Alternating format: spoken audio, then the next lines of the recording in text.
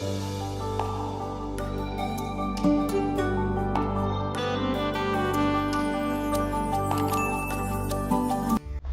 Friends, ശുഭാസ് കിച്ചണിലെ മറ്റൊരു വീഡിയോയിലേക്ക് എല്ലാവർക്കും സ്വാഗതം. എല്ലാവരും സുഖമായിരിക്കുമെന്ന് വിശ്വസിക്കുന്നു. അപ്പോൾ ഇന്നത്തെ നമ്മുടെ റെസിപ്പി എന്ന് പറയുന്നത് എല്ലോട് കൂടിയ ഒരു ബീഫ് കറിയാണ്. ഒരു അടിപൊളി ബീഫ് കറിയാണ് ഉണ്ടാക്കിയിരിക്കുന്നത്. നമുക്ക് നോക്കാം ഈ ബീഫ് കറി ഞാൻ എങ്ങനെയാണ് ഉണ്ടാക്കിയിരിക്കുന്നത്. ഇതുവരെയും എൻ്റെ ചാനൽ സബ്സ്ക്രൈബ് ചെയ്യാത്തവർ ഒന്ന് സബ്സ്ക്രൈബ് കൂടെ ചെയ്തേക്കണേ. ഞാനിവിടെ 1 കിലോ എല്ലോട് കൂടിയ ബീഫാണ് എടുത്തിരിക്കുന്നത്. നല്ലതുപോലെ ക്ലീൻ ചെയ്ത് കഴുകി വൃത്തിയാക്കി ഒരു കുക്കറിൽ എടുത്തിരിക്കുകയാണ്. അപ്പോൾ നമുക്കിതിലേക്ക് മസാലകൾ ചേർത്ത് കൊടുക്കാം. അപ്പോൾ ഞാൻ ആദ്യം ചേർക്കുന്നത് 1 സ്പൂൺ വെളുത്തുള്ളി ഇഞ്ചി ചതച്ചെടുത്തത് ചേർത്ത് കൊടുക്കുകയാണ്. ഇനി ഇതിലേക്ക് 1 സ്പൂൺ കാശ്മീരി മുളക് പൊടിയാണ് എടുത്തിരിക്കുന്നത്, എരിവില്ലാത്തത്.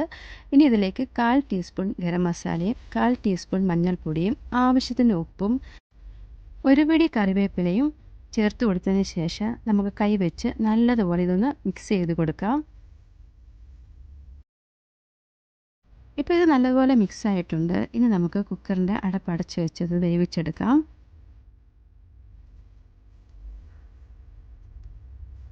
ആദ്യം തീ കൂട്ടി വെച്ച് ഒരു വിസിൽ വന്നതിന് ശേഷം നമുക്കിത് ലോ ഫ്ലെയിമിൽ വെച്ച് നമുക്ക് ഒരു 10 മിനിറ്റോളം നല്ലതുപോലെ ഇതൊന്ന് വേവിച്ചെടുക്കാം.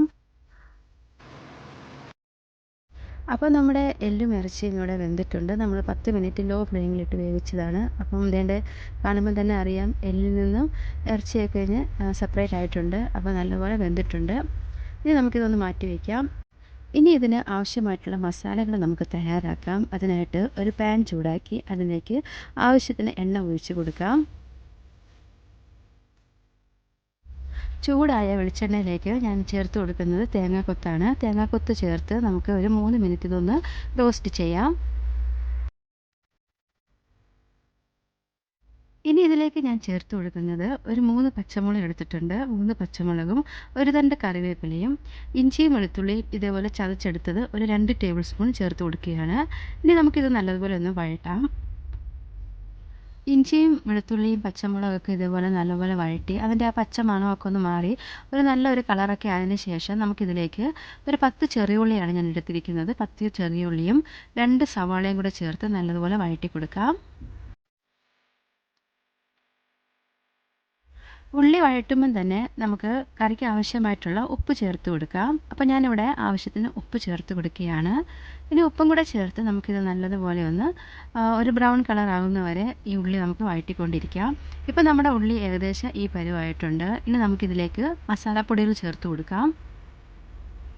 എരിവില്ലാത്ത കാശ്മീരി മുളക് പൊടിയാണ് ഞാനിവിടെ എടുത്തിരിക്കുന്നത്. അപ്പോൾ 3 ടേബിൾ സ്പൂൺ കാശ്മീരി മുളക് പൊടിയും 2 ടേബിൾ സ്പൂൺ മല്ലിപ്പൊടിയും 1/2 ടേബിൾ സ്പൂൺ ഗരം മസാല പൊടിയും 1/2 ടേബിൾ സ്പൂൺ പെരിഞ്ചീരകവും 1/2 ടേബിൾ സ്പൂൺ കുരുമുളക് പൊടിയും കൂടെ ചേർത്ത് നമുക്കിത് നല്ലതുപോലെ മിക്സ് ചെയ്ത് കൊടുക്കാം.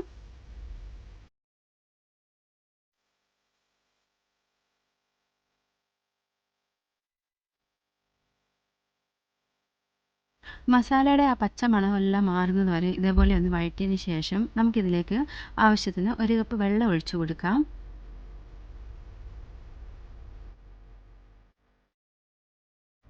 വെള്ളം ഒഴിച്ച് നല്ലതുപോലെ മിക്സ് ചെയ്തതിന് ശേഷം അടച്ചു വയ്ക്കാതെ തന്നെ ലോ ഫ്ലെയിമിലിട്ട് നമുക്ക് ഈ അരപ്പൊന്ന് നല്ലപോലെ ഒന്ന് വേവിക്കാം. ഇതിൻ്റെ പുറത്ത് ഇങ്ങനെ എണ്ണ തെളിഞ്ഞു വരുമ്പോഴത്തേക്കും നമ്മുടെ മസാല എല്ലാം റെഡിയായെന്ന് നമുക്ക് മനസ്സിലാക്കാം. റെഡിയായ ഈ മസാലക്കൂട്ടിലേക്ക് നമ്മൾ നേരത്തെ വേവിച്ച് വെച്ചിരിക്കുന്ന ഇറച്ചി ചേർത്ത് കൊടുക്കാം. ഇനി നമുക്കിത് നല്ലതുപോലെ ഒന്ന് മിക്സ് ചെയ്ത് കൊടുക്കാം. നിങ്ങൾക്ക് ആവശ്യമുണ്ടെങ്കിൽ കറിക്ക് ഇനിയും ചാറ് കൂട്ടണമെന്നുണ്ടെങ്കിൽ വെള്ളമൊക്കെ ഒഴിച്ച് കൊടുക്കാം. പക്ഷേ ഞാൻ ഈ പരുവത്തിലാണ് എടുക്കുന്നത്. ഞാൻ വെള്ളമൊന്നും ഒഴിച്ച് കൊടുക്കുന്നില്ല. ഇനി നമുക്ക് ലോ ഫ്ലെയിമിലിട്ട് ഒരു 5 മിനിറ്റ് ഒന്ന് വേവിച്ചെടുക്കാം. 5 മിനിറ്റിന് ശേഷം ഞാൻ അടപ്പ് തുറന്ന് നോക്കിയപ്പോൾ നമ്മുടെ എല്ലുകറിയെല്ലാം നല്ലതുപോലെ വെന്തിട്ടുണ്ട്. നല്ല രുചിയിലുള്ള ഒരു എല്ലുകറിയാണ്. നിങ്ങൾ ട്രൈ ചെയ്ത് നോക്കുക. ഇനി ഞാൻ ഇവിടെ ചേർത്ത് കൊടുക്കുന്നത് മല്ലിയിലയാണ്. മല്ലിയിലയ്ക്ക് പകരം കസൂരി മേത്തിയാണെങ്കിൽ അതും ഇട്ട് കൊടുക്കാം. ഇപ്പോൾ ഞാൻ മല്ലിയിലയാണ് ചേർത്ത് കൊടുക്കുന്നത്. മല്ലിയില ചേർത്ത് നല്ലതുപോലെ ഒന്ന് മിക്സ് ചെയ്തിട്ട് നമുക്കിതൊന്ന് ലോ ഫ്ലെയിമിൽ വീണ്ടും ഒരു 2 മിനിറ്റ് ഇങ്ങനെ വെച്ചിരിക്കാം. അടപ്പ് അടച്ചൊന്നും വെക്കണ്ട. അങ്ങനെ നമ്മുടെ സ്വാദിഷ്ടകരമായ എല്ലുകറി ഇവിടെ റെഡി ആയിട്ടുണ്ട്. ഇതുവരെയും എൻ്റെ ചാനൽ സബ്സ്ക്രൈബ് ചെയ്യാത്തവരൊന്ന് സബ്സ്ക്രൈബ് ചെയ്തേക്കണേ. അപ്പോൾ പുതിയൊരു വീഡിയോയുമായിട്ട് വരുന്നവരെ ഗോഡ് ബ്ലെസ് യു ഓൾ.